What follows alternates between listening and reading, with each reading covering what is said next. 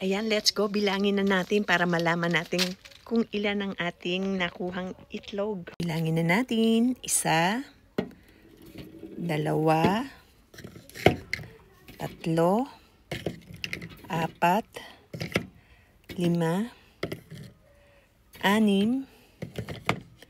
1, 2, 3,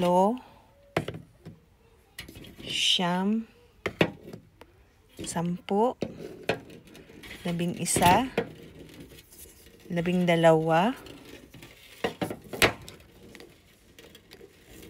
11, 12, 13, 14, 15,